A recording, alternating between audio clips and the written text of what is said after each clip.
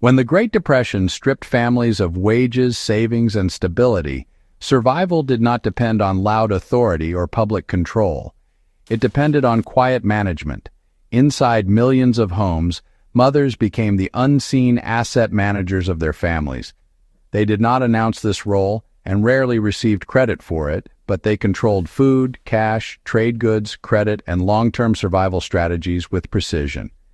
This was not theory or ideology. It was battlefield economics at the household level, and it worked.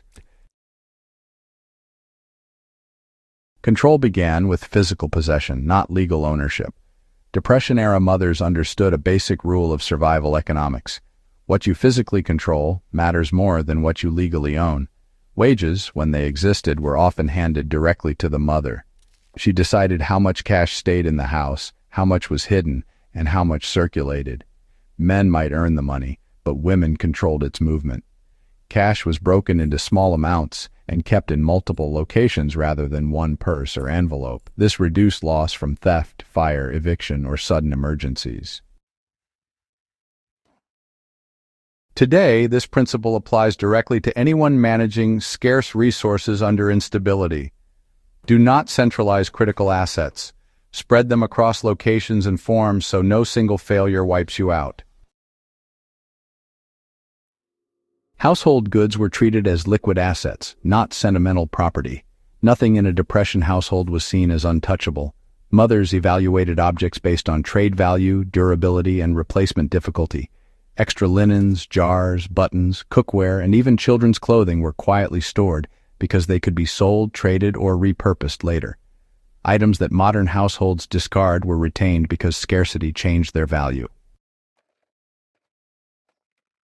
Mothers, rotated which items were visible in the home and which stayed hidden, preventing outsiders from really assessing the family's true reserves. In modern terms, this is called inventory discipline. The idea is, keep assets that function across multiple scenarios and never display your full capacity publicly. Food control was, honestly, the core of power inside the household. Food wasn't just nourishment, it was leverage. Mothers controlled purchasing, storage, rationing, and preparation. Meals were planned weeks ahead, not just days. Caloric density mattered more than taste. Ingredients were stretched, reused, and transformed so nothing was wasted. Leftovers were intentionally designed into meals rather than treated as accidents. Mothers also controlled who ate what and when, prioritizing children and workers first. This level of planning allowed families to survive long periods with minimal income. Today, applying this means mastering food storage, rotation, and calorie management instead of relying on constant resupply. Savings were hidden through informality and fragmentation. Banks failed, and public trust collapsed. Mothers adapted by creating informal saving systems. Small amounts of cash were hidden inside sewn hems, jars of flour, or furniture seams. Some savings were converted into shelf-stable goods rather than currency, effectively turning money into stored value immune to bank closures. Others participated in rotating savings circles or mutual aid arrangements that never touched formal institutions. This quiet fragmentation of savings reduced exposure to systemic collapse.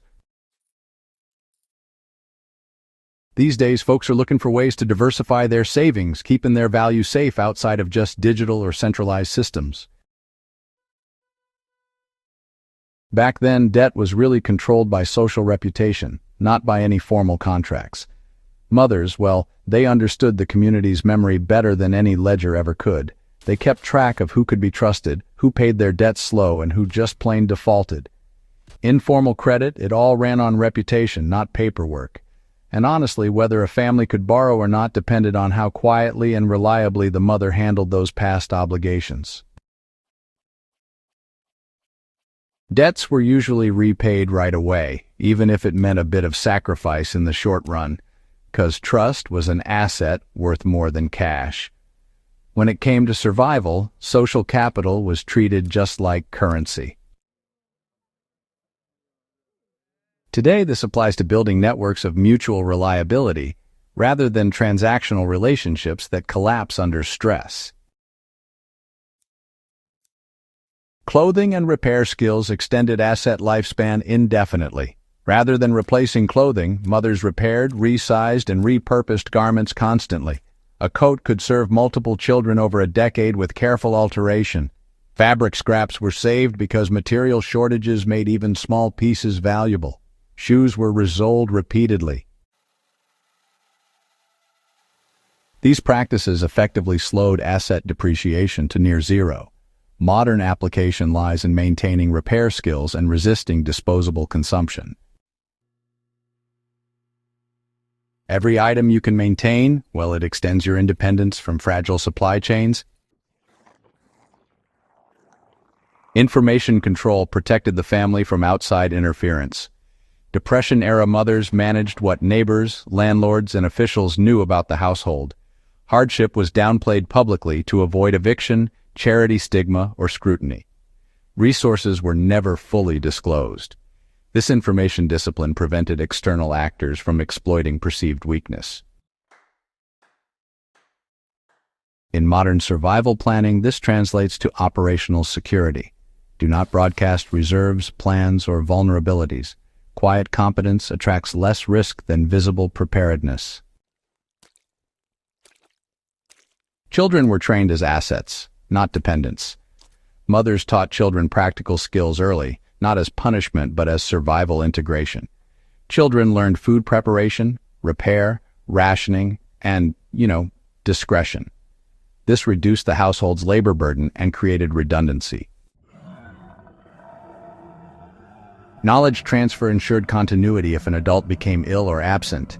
The family functioned as a unit, rather than individuals competing for resources.